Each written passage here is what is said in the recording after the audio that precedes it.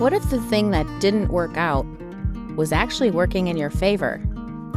In today's episode of Life's Next Lesson Plan, we're diving into the unexpected turns that lead us exactly where we're meant to go. Whether you're early in your career, shifting into a new one, or trying to figure out what's next, this conversation is all about showing up with value, even when you feel unsure. Today's guest shares her journey from disappointment to leading national campaigns for household brands. We talk about pivot points, imposter syndrome, mentorship, and the power of saying yes before you feel 100% ready. There's wisdom in this episode for anyone who's ever questioned their path or is standing at a crossroads wondering how to make the next move. So if you've ever been rejected from the thing you thought you wanted, or if you're trying to build a meaningful career that also feels like you, or maybe you just are in the mood for an honest, encouraging, uplifting conversation, this episode is for you. Thank you for joining me for another episode of Life's Next Lesson Plan. I'm Rachel, and I started this podcast during my 29th and last year as a high school teacher. The goal of my work with Life's Next Lesson Plan, as well as my Live and Learn Patreon, is to create a connection where we are all teachers. We all have lessons and stories to share that can help others. I'm so fortunate to be able to extend the four walls of my previous classroom to an unlimited audience, where we can all learn from each other. And my guests are some of the most inspirational people with the best stories and lessons I know, which is why I want to share them with you. Their words are something everyone should hear. It is my hope that you are able to take away something from each episode to apply to your own life, whether that be a career search, path to a more fulfilling life, or new ideas on current topics. Thank you so much for joining us on the podcast today. I have another fun former student story tonight for you.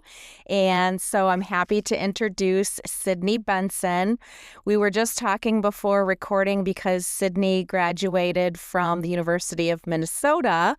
And as many of my listeners know, my daughter is headed off to college, and that is where she was going. And everybody keeps telling me that once you lose your child to Minnesota, they never come back. And Sydney is an example of that. So I had Sydney in high school as a journalism student. She was always a standout to me immediately when I met her.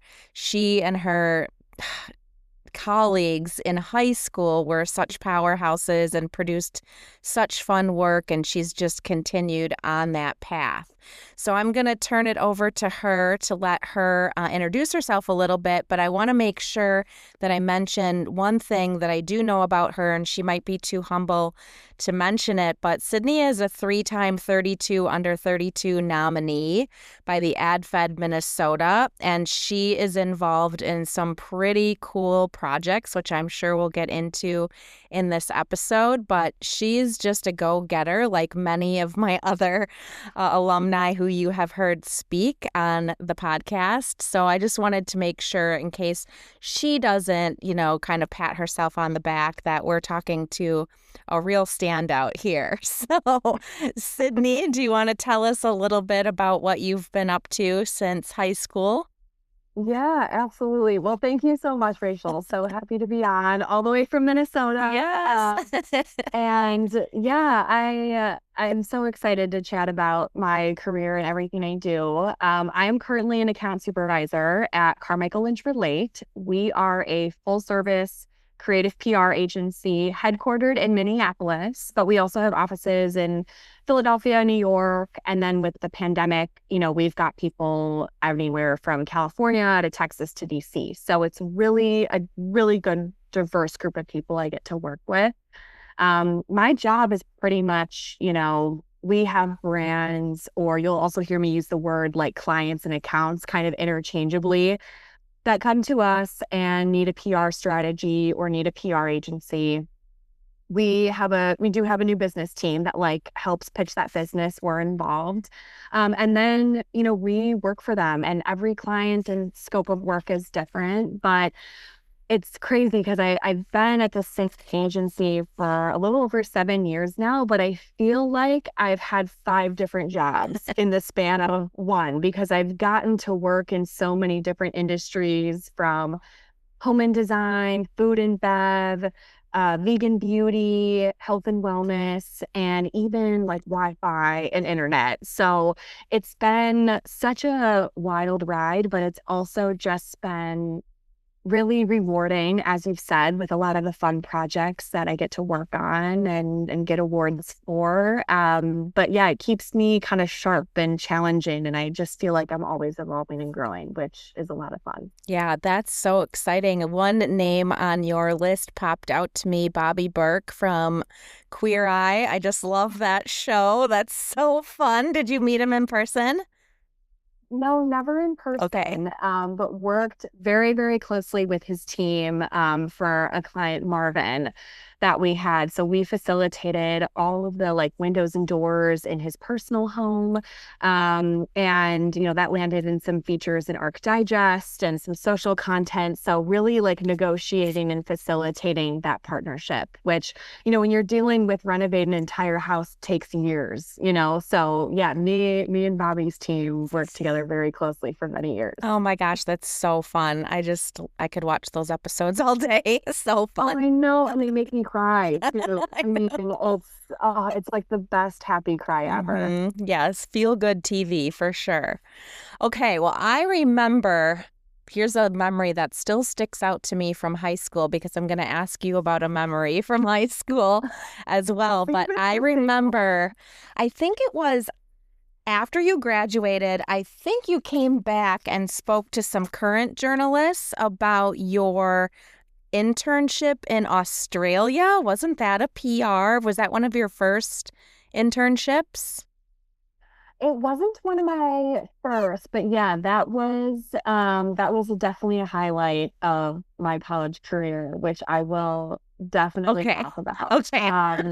What I actually was going to share in terms of like a memorable moment for me in high school or college. And I know you had also like, maybe it's funny. It wasn't funny at the time, but when I look back on my high school career and a really memorable and pivotal moment, I would argue, is actually not making the high school dance team. To give you some context, I started dancing in more of like a studio setting when I was 4 years old.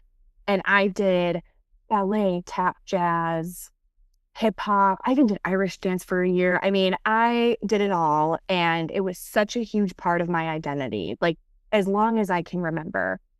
And I remember I was entering my junior year of high school, and I wanted to get more involved in high school and just kind of figure out like what I'm good at, what I want to do. For me, the first 2 years of high school, freshman and sophomore year, were kind of like, oh, this is fun. This feels cool to be in high school. And then you're just kind of, getting your footing and getting used to the pace and making new friends and all those things. And then as I started to shift into junior year, I then was in the mindset of, okay, how am I going to set myself up for the rest of my life, in college and all of that? Because you start to think about getting your driver's license and taking the ACT, applying to colleges, doing all of these things that are starting to set yourself up. And I feel like this is true at the college level, but even back then at the high school level, I was feeling pressure to, not just get straight A's, but to have extracurriculars and, really kind of build my resume for applying to colleges. So I thought, I'm going to try out for the dance team. It's a huge commitment. And, our high school homestead had a really, really good dance team. So I was going to try out, and I tried out. I thought tryouts went good. But I didn't know for sure. And I remember heading home, and that night they said, like when we were heading out, they said, okay, we're going to post the names of the people who made the team online. And I don't know if it was public or a private link, but I remember getting onto my computer, refreshing my screen. It popped up, and I quickly scan. I don't see my name. And I immediately think, oh, that can't be right.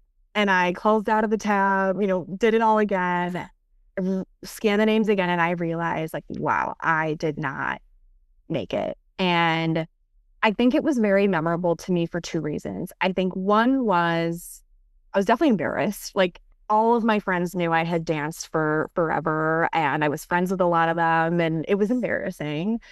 Also, it was definitely an ego bruise that I think I kind of needed. It's not that I didn't give it my best effort because I did, but I kind of thought I had it in the bag a little bit. Like I was like, there's no way they're not going to take me. I've been dancing for over a decade and there are girls who try out who've been dancing for a year, and I danced competitively with my studio's company. I danced in the Macy's Thanksgiving Day parade. Like, I'm like, there's no way they're going to turn someone down. And it turns out there's a way. And, it kind of made me really take a look in the mirror and think, okay, what else am I curious and passionate about? And that's ultimately what led me to your pubs class. Wow. And, and that pubs class, I absolutely fell in love because I loved creative writing and I was excited about, InDesign and, playing around with some magazine design and all of that. And it then unfolded this whole other passion and skill set and even friendships, that I still have to this day. And then that changed the way I looked at colleges. That led me to the career I have now. And I'm not saying that if I had made dance team that I would be a professional dancer now. I mean, heck no. But I do think it made me really kind of pivot much earlier than maybe I was planning to. And so when I look back, like that really was such a pivotal moment that I think really just propelled and cascaded into my life today. That's so interesting listening to that because both Brittany and Blake, your classmates who I've had on the podcast, both talked about a time that was a disappointment. And they were like, what am I going to do? My path's going to change. But ultimately, it was definitely for the better.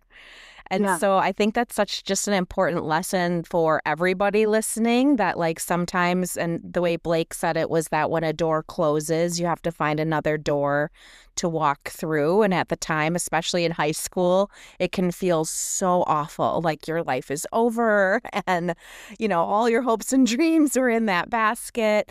And then when you have the wisdom of time and age, right, you look back and you're like, oh, that maybe actually was the way it was supposed to work out for me because it put me on this new path.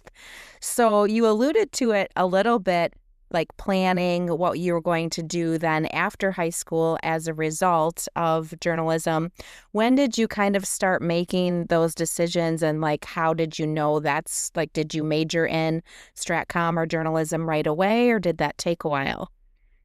So heading into college and when I was making decisions, I definitely had my sights set on journalism and an editorial job. I think my dream job at the time was being the editor-in-chief of like Cosmo magazine. Like that was you and Kelly Allen. Yes. Spoiler alert. It was neither of us. But so every college I looked at their journalism schools, but I also knew that like my path could change again, right? And so I didn't want to completely pigeonhole myself into going to a single school just for one education path. So I definitely wanted to look at, okay, what other schools or education paths would be available to me. I also knew I wanted to have some fun in college, and so I really was gravitated toward, kind of that Big Ten experience with sports and extracurriculars, but also, the University of Minnesota has a great business school, the Carlson School of Management. So I knew if I wanted to transition into marketing, they also have a good engineering school. Maybe I'll pop a 180 engineering, so I really I definitely had that lens, but I also knew, okay, my path could change, right? So wanted to keep that open. So I picked the University of Minnesota. I get on campus. One of the first things I do is join a sorority, and an upperclassman in my sorority was writing for this newspaper called Odyssey, which at the time, and you'll get this from when I wrote in pubs, but like it literally was a physical newspaper.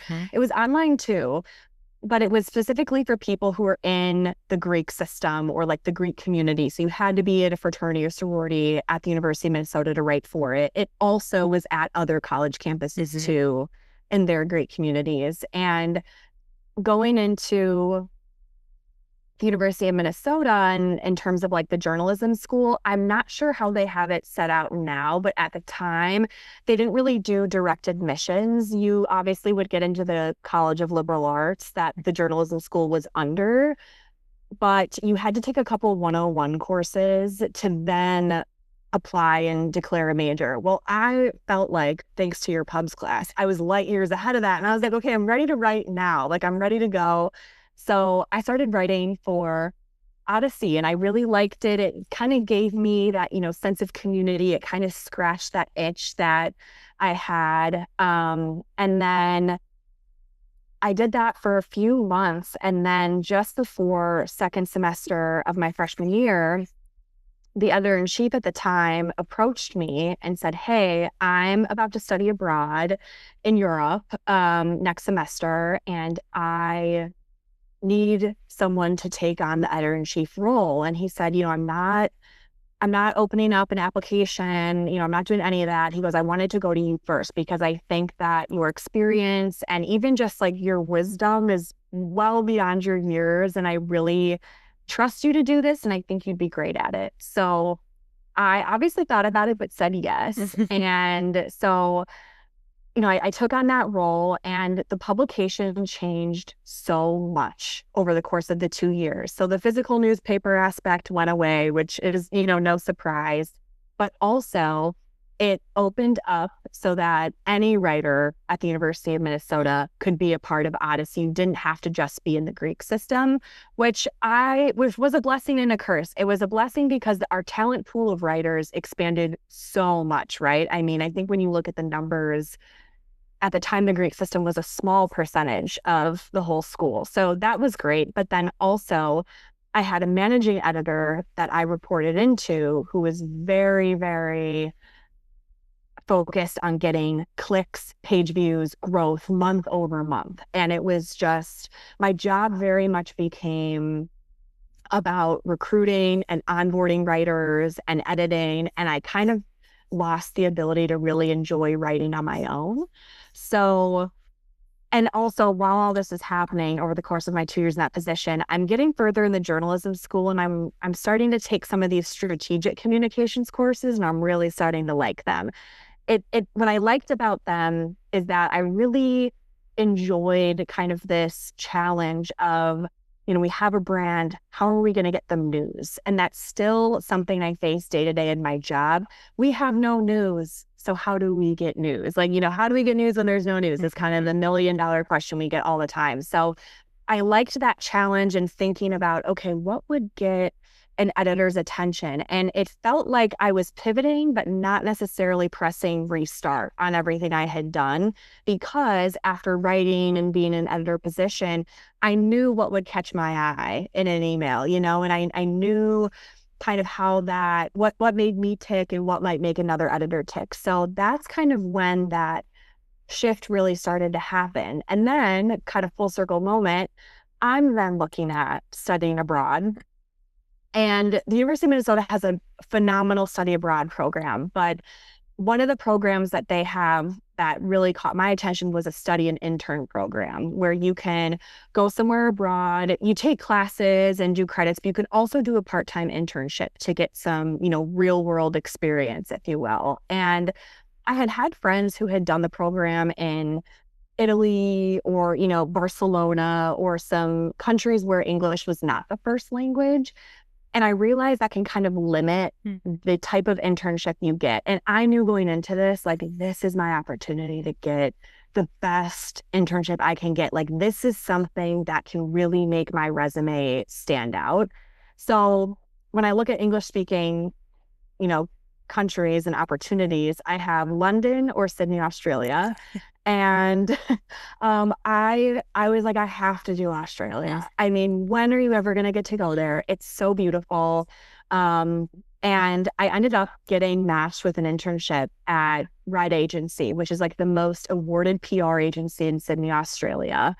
And gosh, was that like such a pivotal moment and just so incredible. I mean, I got to work on Ben & Jerry's, Heineken, Coca-Cola, Cadbury, Amazon Web Services. And I mean, I'll be honest, there were times where you probably would have looked at me in the street and like gotten some Devil Wears Prada vibes a little bit. Like it was a lot of getting coffees, running errands, putting together quick turn PR packages. There was a time where for Ben and Jerry's, it was free cone day. And my boss was texting with these influencers and getting them like a mini cooler with cones and some Ben and Jerry's ice cream that they could use to create content and post. But I mean, it's a million degrees in Australia and these coolers don't stay fresh forever. So she would literally like text an influencer and say, Sydney, pack up the cooler and go. And I was running through the streets with this cooler and meeting this influencer. I mean, it was so all over the place, but truly I got to see how a creative agency worked, what the culture was like. And it really taught me the importance of having a good attitude too, right? Like it's such a career where you've got to earn your stripes. And I was just so happy and excited and eager to do whatever they wanted me to do. Mm-hmm. And it was just, I mean, it was incredible. And it truly was such a pivotal moment for me. That's coming awesome. off of that.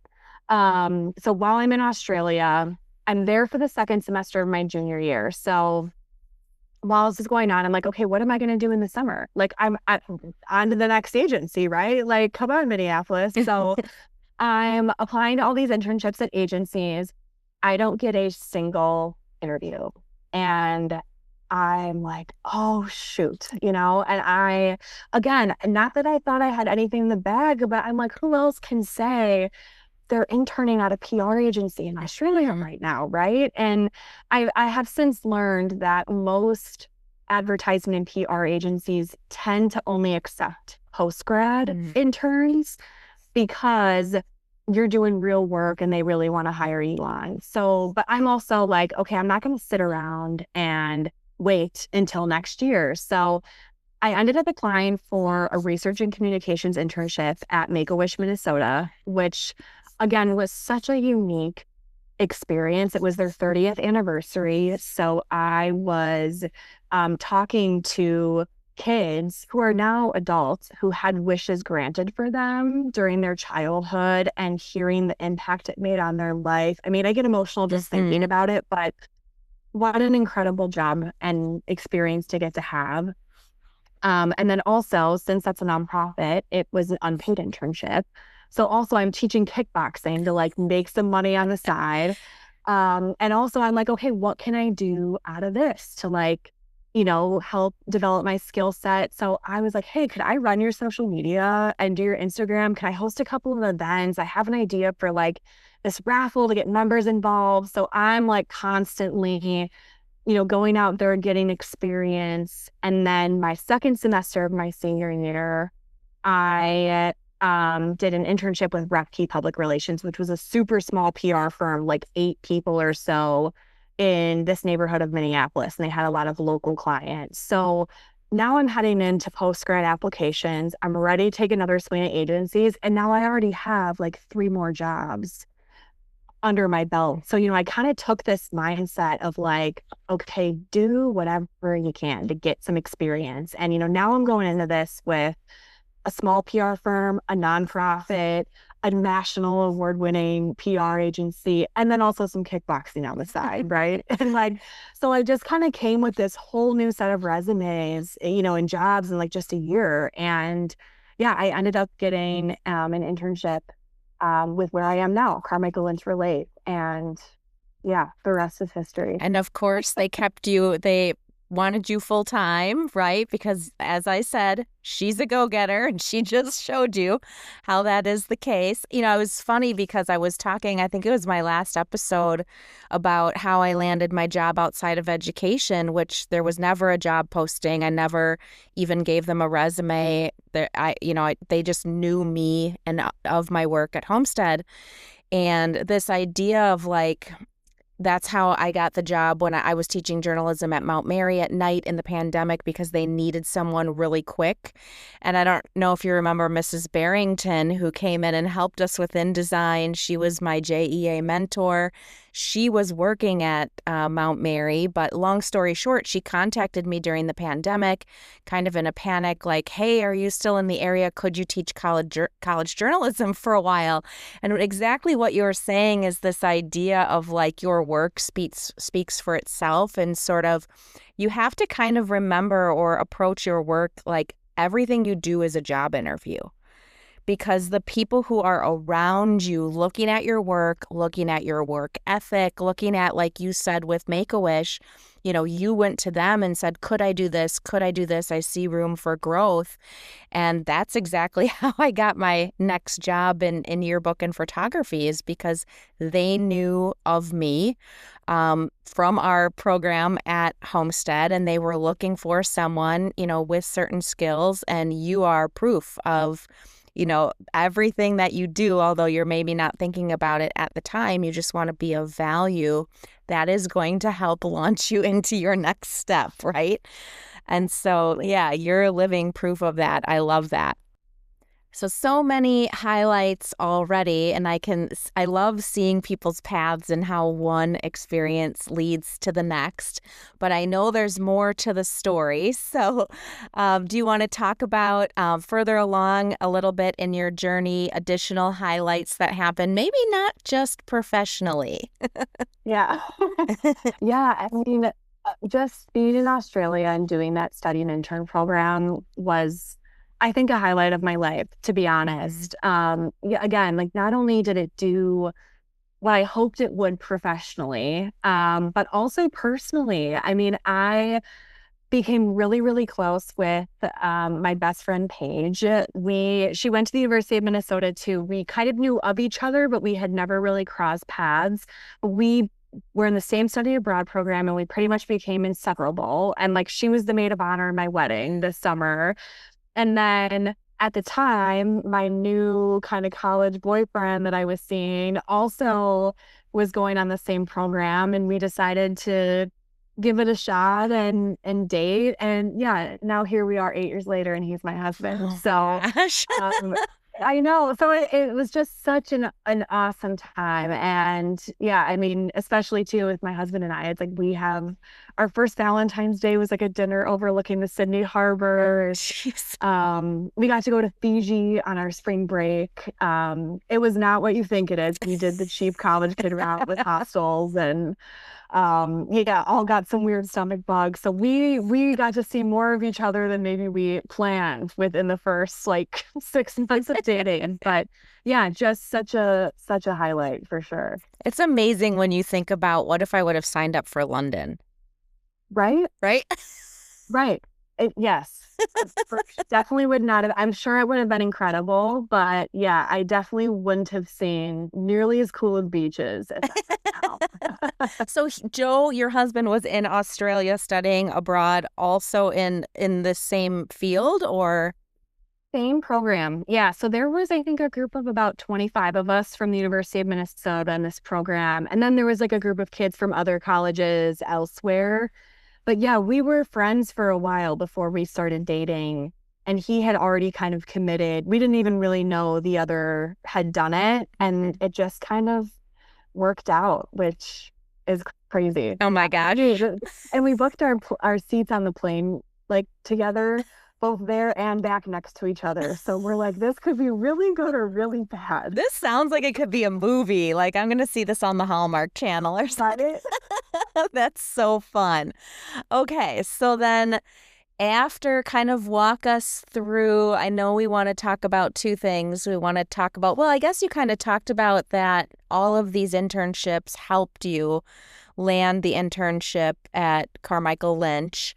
And then is that where you met, I'm sure you met a lot of the mentors that helped propel your career a little bit? Yes. I kind of have two mentors that stick out to me, though I have to say it's one of the toughest questions I think I'm ever asked. And so I feel very fortunate to have so many incredible mentors, especially in an agency setting. There's a lot of turnover, at times, not only with clients and brands, but also internally too. And I think it's like we kind of talked about earlier at how you look at it. it's definitely been hard to say goodbye to some mentors, but it's also the longer I've stayed, the more just like incredible people I've met, right? So I've got two. One is her name's Emma, and she was the PR intern the year before me. And so as I'm going into my internship, she's now what we call an account coordinator. It's kind of that entry level full-time position at the agency. And we also work together on the same brand. So I'm working with her kind of day to day. And gosh, she was just so incredible. She was so organized, and everything she did, I just like copied and tried to do, down to like how she would write emails, not only to clients, but also just back and forth, how she organized spreadsheets, because we would have so many things from like media coverage to influencer product donations and all of that. Like just the way she kept track of everything was amazing. She was such a good role model, and also just someone I could go to. It didn't feel like I was going to like the boss to ask, hey, how do I like set up my out of office on my email? Or, just like little things, or like, hey, I got this weird response back from this, influencer. What should I say back? Like just little things like that. And I think so often, when we think about mentors, we usually think of people who have decades of experience on us and are way high up the food chain. But I think there's a lot of credit to be given to some of those people who are really like at close to our level, have the job that we want within reach, and are kind of in the trenches with you every day, right? And really kind of are that model for the path ahead. So Emma was a really awesome mentor for me.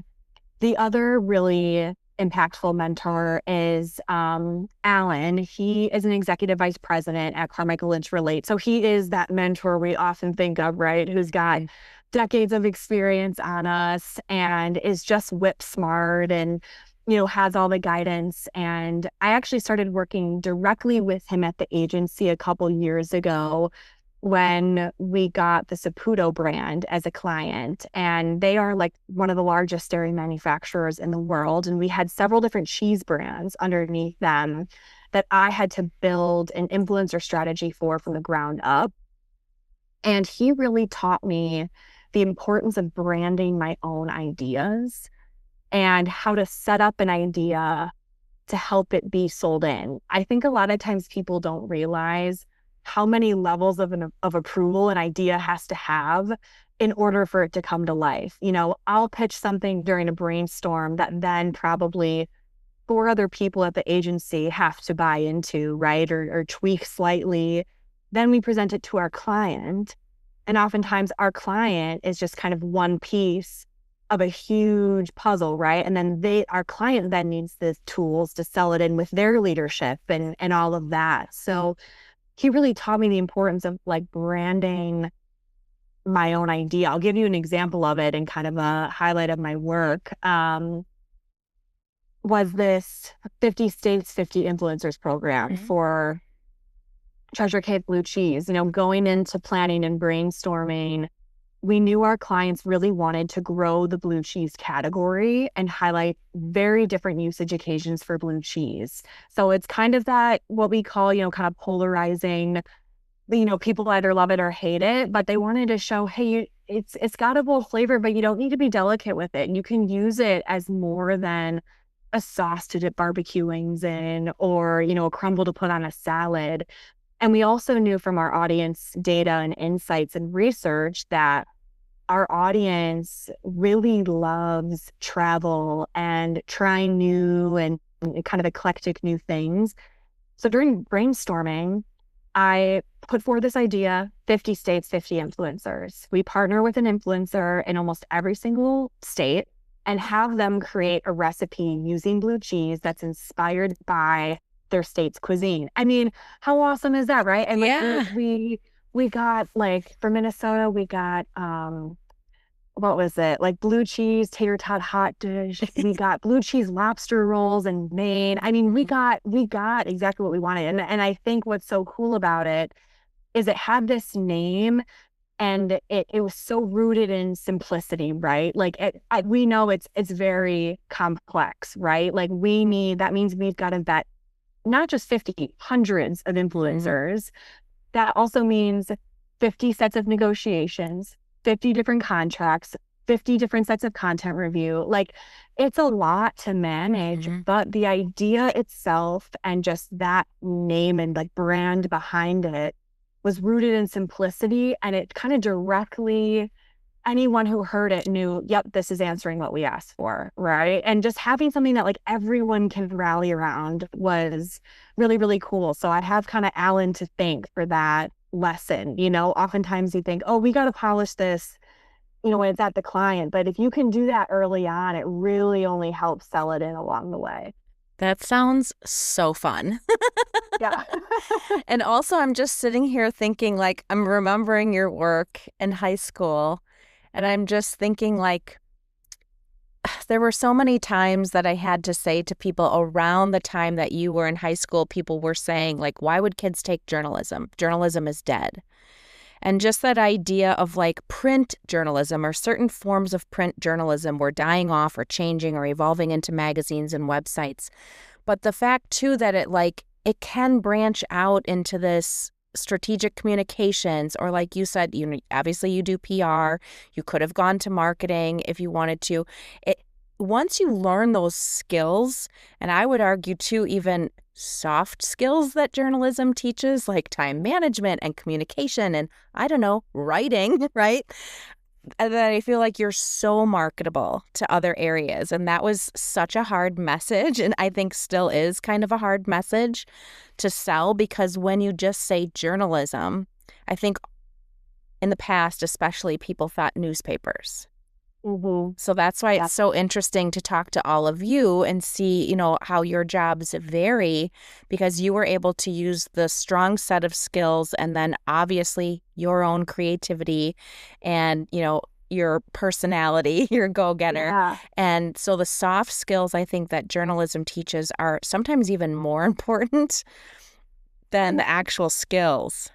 Definitely. Especially starting that in high school was huge. Like, I remember we did that cover story about Miley Cyrus's performance with Robin Thicke, and you were like, you need to go to our like school head of psychology and get his take on it. And I remember feeling so nervous and almost having imposter syndrome of like, how am I going to lead an interview with this guy, like this like head psychologist, right? And I think it gets you feeling, it kind of makes you get comfortable asking questions, engaging in conversations with like real adults, like especially in high school, it just feels like, wow, like this is someone I would usually never maybe say hi to in the hallway, but not engage on a conversation that's this deep. And I think having that skill really does help you, because oftentimes, especially in an agency setting, I can get put onto a new client on an industry I've never worked in before. And I have to ask all these questions and be okay with being, what feels like the dumbest person in the room at times. And, you got to get smart on a topic really quickly in marketing, advertising, PR. And I think journalism and doing some of those skills really does set you up for that. Yeah. And what I think too is so different about that in high school is that what you did there behind the scenes with that interview and then obviously other interviews ended up on the front page of the school newspaper. And as we all know, people read it and comment, and they read the yearbook and they comment and maybe even write a letter to your house. Do you remember that? Oh my gosh. Yeah. I mean, but that is, have thick skin. Oh my gosh, that is such a lesson. And again, all the nerves that you have. And then when you do it, you're like, oh, that's not so bad, actually. And the adults are usually very nice and the interview goes really well and you learn something and you get even more excited. And then you see it translate into this amazing front page article. And just like you're doing now, your work is everywhere, right? And people don't see all the behind the scenes that has to go into that. But it's such a good lesson, I think, just for anybody. And like you said, had you had to pivot, you could have used those skills in many different ways and still could, right?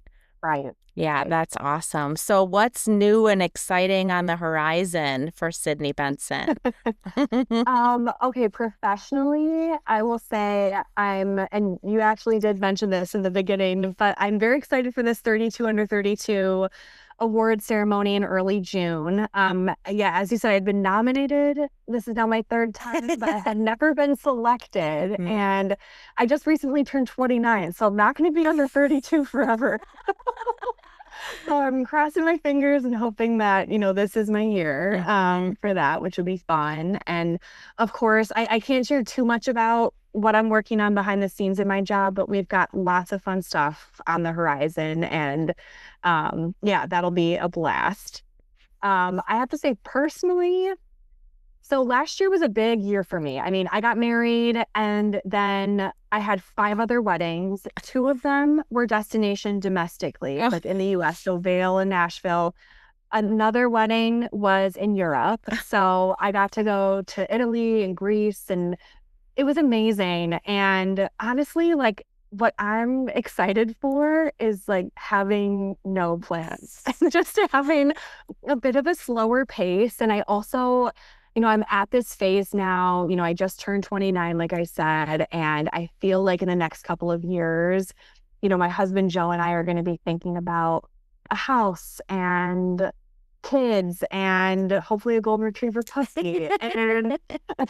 And right now, it's like we're in our apartment. That's an awesome location. And, these are like the years I kind of get to live selfishly a little bit and, like unwind after a day at the office and cook dinner and, watch Summer House and, like just some of those like moments that I am excited to continue to live because I know life won't always be this way. Yeah. So just like the little moments I'm kind of excited for and grateful for. Yeah, a little bit of nesting and just enjoying the everyday, like you said, moments together before you take another big transition in your life. Good for you. Always such a mature, thoughtful planner, right? I try. Okay, I think we'll take a little break here. And then when we come back, I think Sydney has a lesson for us, right? And some homework takeaways. So we will be right back. 100% of men and women have hormones. And with the increased presence of processed foods and environmental toxins, it's more important than ever to make mindful choices in the products we use every day. That's why I trust Hue and Grace, high-performing, clean products designed to support hormone health while reducing exposure to harmful chemicals. Because this topic has been my primary focus since ending birth control in 2024 in an attempt to regulate my changing midlife hormones, after making healthy swaps in my diet, personal care products, and exercise routine, I've been able to lower my dose of anxiety medication I once relied very heavily on, and have restored balance to my nervous system and cleared up the brain fog I was experiencing in perimenopause. Hue and Grace has played a key role in this transformation, offering safe, effective, non-toxic solutions that support my wellness journey. If you listened to episode 16 with certified Mayo Clinic health and wellness coach Tracy Danielson Mitchell, you heard our talk about the importance of hormone health. To share with you everything I did throughout my journey to balance my hormones, I did a deep dive on my Live and Learn Patreon about all of the tests and supplements that I use in order to navigate this journey in my 50s. To find this episode, you can just visit patreon.com/liveandlearn. Some of my favorite products I use every day include Hue and Grace's Hydrate and Detox that contains powerful antioxidants, electrolytes, and prebiotic fiber. Their popular blue drink you see me drinking on Instagram is their Triple Boost Hormone Support Protein Powder with blue spirulina that I mix with their daily collagen supplement. I also keep my skin hydrated and smooth with their spray-on body oil. I love putting this on before going out, and it gives my aging skin a more dewy look. I've also switched out my hair care products to Hue and Grace's Your Best Hair Day line, with all natural ingredients that help nourish my hair and stretch out time between washes. If you're on this journey with me and are interested in exploring Hugh and Grace's trusted non-toxic products for 10% off and free shipping, you can use my discount link at hughandgrace.com/lessonplan and reach out anytime via email at nextlessonplan@gmail.com with questions. Live and learn with me as we focus on living fully and feeling our best. Visit hughandgrace.com/lessonplan to see how easy it is to start making some healthy swaps on your way to non-toxic living. To those of you who have followed me for a while, you know that I value mental and physical wellness. Personally, I've worked with a few different coaches over the years and even been one myself. If you are looking for education and support in your own wellness journey, I would love to invite you to the wellness community I am currently in that keeps me accountable daily with my nutrition and movement. If you are a Facebook user, you can search for our free group called Team MG. This group is led by my coach, Megan Grimaud, who is a certified trainer and nutrition coach. She offers lots of education and support for your wellness journey. If you want to get to know Coach Megan more, you can follow her on Instagram at all lowercase Megan, MEGAN _Grimaud, GRIMORD, or even listen to her on episode 10 of the podcast. She has also created a discount code for my listeners. Just go to her website, www.team-mg.com, and enter code LessonPlan10 to get $10 off any of her premium coaching packages for the first month. Coach Megan is a busy mom like me who works full-time, so I appreciate her practicality mixed with some tough love to keep me going. That's the bell, kids. So it's time for Ask the Teacher Anything. First question up, what am I most proud of about this transition so far? Great question. I think my bravery. It was not easy. It was a big risk. I am not typically a risk taker. So I would say I'm most proud of my ability to make the decision and stick with it, and just keep moving forward, trusting the process.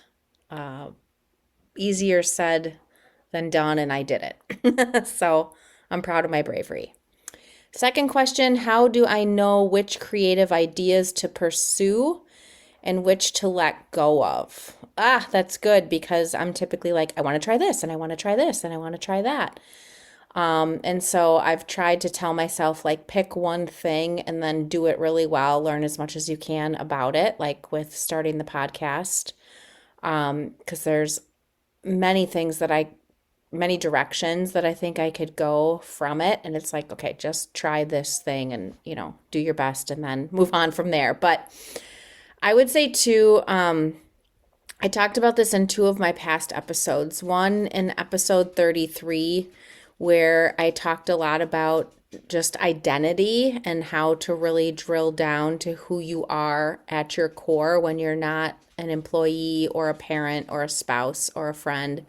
Just like, who are you and what lights you up?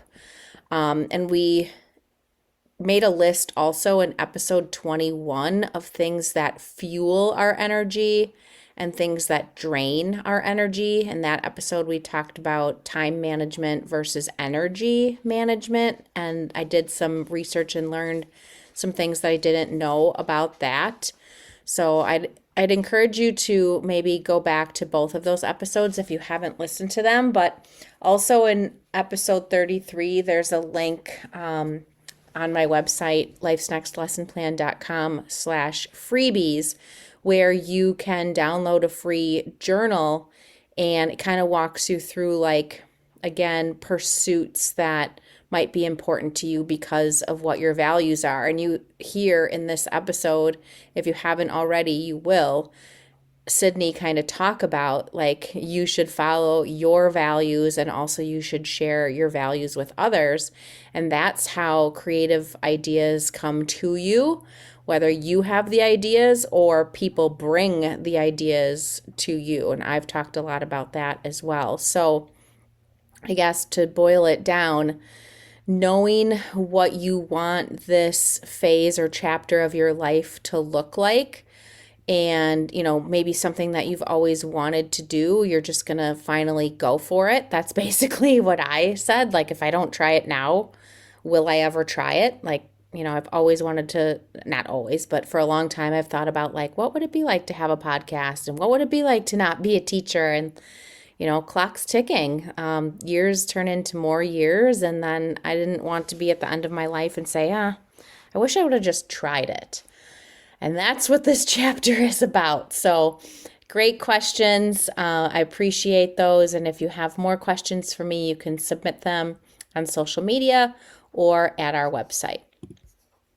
We are back from break, and this is a rare occasion. Typically, I have an idea of what my guests are going to share for their lesson, but I asked Sydney if she wanted me to know or if I should be surprised. And she's like, let's have a surprise. So I'm going to learn along with you guys, which is so, so exciting. So what are you teaching us today, Professor Sydney? Okay. So I can't take full credit for this lesson because it's actually a lesson that my dad gave me. Aww. So I'm going to take you back to, it was like the week before I started my internship at Carmichael Lynch Relay. I'm sitting in my parents' kitchen with them, and I'm telling them just how nervous I feel about this internship. And both of them were like, Sydney, why are you nervous? Like, you have all this experience, you beat out all of these other candidates, not to mention you had to do an interview and a writing test to get this internship.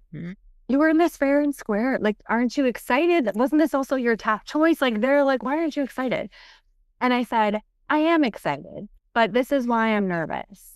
One, I've put this place on such a pedestal. I've talked to so many people who have worked here. I've heard nothing but great things. I loved everyone that I interviewed with.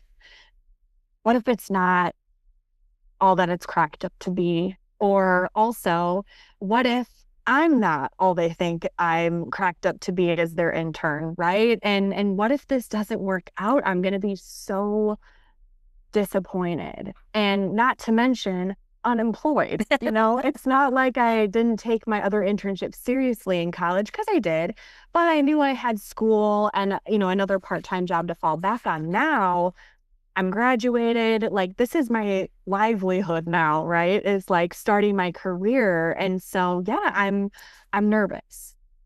And I'll never forget what my dad said. He just looked at me and he said, I may not be the smartest guy in the room, but no one will say I'm not the hardest worker.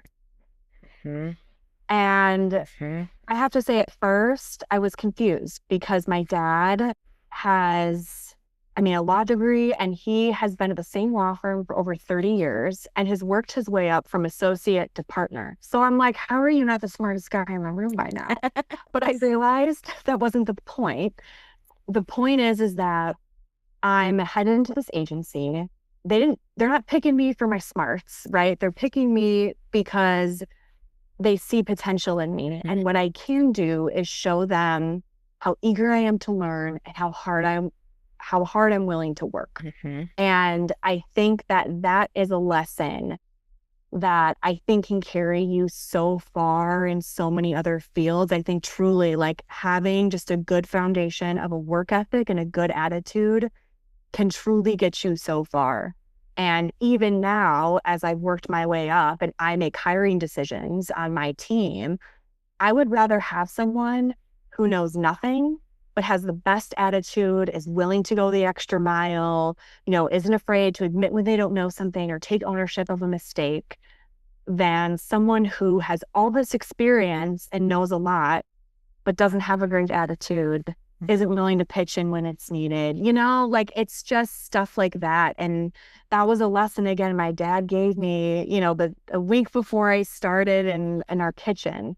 And it's something I truly think about almost every day in my career, 7 years later. Yeah, so that's my lesson. Yeah, that's so good. And it almost kind of talks about, over the break, we were just talking about how soft skills like that are things you can't teach.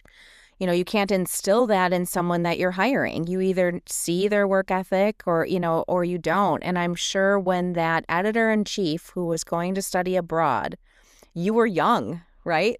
You were probably one of the youngest staff writers on the Odyssey. And I remember you saying, like, he picked me. He came to me. And that is exactly what you're talking about. What he saw in you was your potential, and he knew you were reliable. He knew you were talented. And yeah, you can't fail unless you stop trying or you don't work hard, right? And I love that. That's so important. And it's hard to instill that in people. They either have it or, they want to go for it or they don't. Yeah, that's awesome. That's awesome. So are you going to assign us homework or give us something to take away that goes with this? Thanks, Dad. Thanks, Mr. Benson. Okay.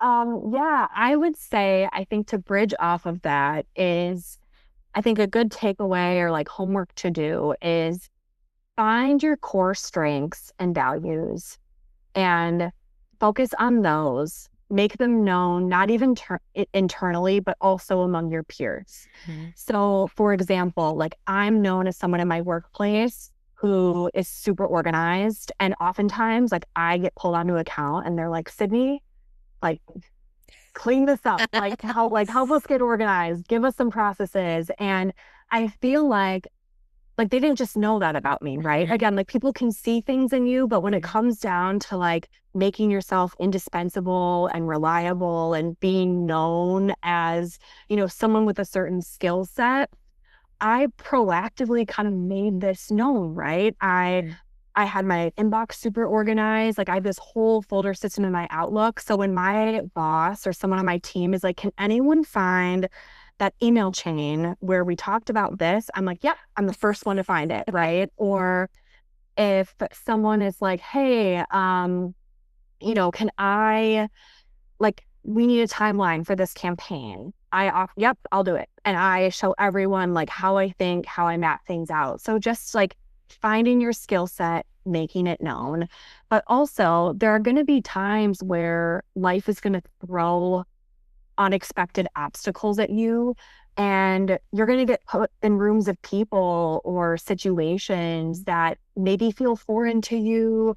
You might feel imposter syndrome or like you're not good or smart enough. And if you just remember your core assets and values and what you bring to the table rather than focusing on what you don't bring, you'll be able to trust yourself in saying, yep, okay, I may not know this industry, but I know I'm smart enough to know the right questions to ask to get us there. Or, hey, I know I'm really organized, so I know I'm at least going to take some really good notes and give my team some good next steps. So we've got our marching orders. So again, I think it's a world where it's really easy to compare yourself or focus on what you don't have. And I think, again, if you just bring it back to those values of, okay, I've got a great work ethic. I'm really organized. I'm great at speaking up and communicating. Like even just those three things alone help you build trust in yourself to confidently be able to move to the next stage and continue to grow no matter the situation you're in. Yeah, that's awesome. So I think for the listeners, they can think about like what value. That's exactly how I approached my job search. You nailed it. What value can I bring to a space that's not education? That was like the question that I was asking myself. And the company that I went to is actually my yearbook rep who said, like, you have these skills. Here is a company that I know of who could probably use your skills. And when I went to them, I was like, how could I help you? Here's what I could do. They, again, knew me a little bit and knew of my work. And they were like, yeah, you can do those things that we already do. But there are goals that we have had for years that we haven't worked on because we needed someone who had your exact skill set. And so without vocalizing that to them, like, here's what I can bring, exactly what you're saying. I can bring organization, I can bring creativity. That's exactly that's exactly what I did. So perfect. That's awesome. And you mentioned too, I mean, I've done multiple episodes where we've talked about core values and just your identity and having that confidence. And again, not comparing, like, I'm not trying to be someone else who has different skills than I have, or like you have mentioned, is 10 years ahead of me in this career. I can't fake that, right? But I do know what I do have, and I'm going to make that clear. That is such good. I think at any age, that is such good advice. Yeah, because it definitely applies to students who are going into college and need to market themselves, people who are leaving college and need to market themselves in the job space, and then people like me who are transitioning out of one career and into another in midlife. I needed that exact advice. Very good, girl. She's so good. Well, and I think too, you can flip that advice on its head too, and also take inventory of, okay, what skills do I need to build? Or, what do I want more of? And also vocalizing that in your workplace or with your mentor, whoever it is, because also people can't read your mind, and they also don't know what you're dying to get your hands on either, right? So that's something I've also practiced in my workplace, and I've been really fortunate to have an employer that really values that.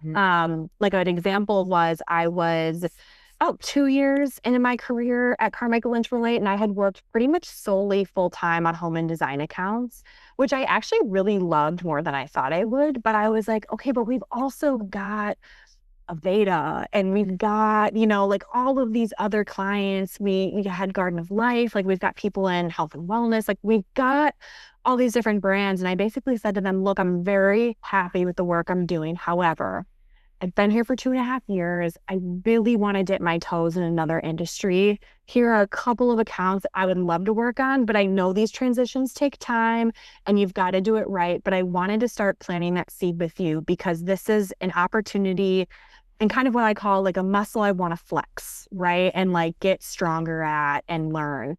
And they were super, I think, appreciative of even just me raising my hand respectfully, proactively thinking about my career and showing interest in wanting to stay there. And so, yeah, I mean, flash forward, I did get transitioned onto Aveda and got this whole other breadth of experience, right? It feels like it's a whole other job. It's different journalists, different influencers, different clients, a different team. I mean, like I said, I feel like I've had 5 jobs in one. So also doing that too, vocalizing what you're good at, but also if there's skills you want to build, you never know what opportunities available or even who someone can connect you with, right? Like, oh, you want to get better at conversing with clients? You should sit in on these meetings and listen to this person, run a status call or a brainstorm. Like just little things like that can also go a really long way too. Yeah, that's amazing. Well, I'm so happy it's so fulfilling as a former teacher to hear that you've landed in a space that you're passionate about and you love your work, and that it's just so fun for me to hear that. And thank you so much for sharing all of your journey and your advice and your lesson today. It's been so wonderful to catch up with you, and I know the listeners are going to enjoy all of your stories and messages today. Wonderful. Well, thank you so much for having me on, Rachel. This was so much fun. Of course. So the next time something doesn't go the way you planned, don't panic. Pause, look around. Maybe, just maybe, the universe isn't closing a door. It's giving you a gentle or not so gentle nudge in a better direction. Because as Sydney reminded us today, you don't have to be the smartest person in the room. You just have to show up, speak up, and keep going. This isn't about having the perfect plan. It's about paying attention to the detours, because sometimes that's where your real story begins. Until next time, stay curious, stay courageous, and remember, your next lesson plan might just be the one you never saw coming.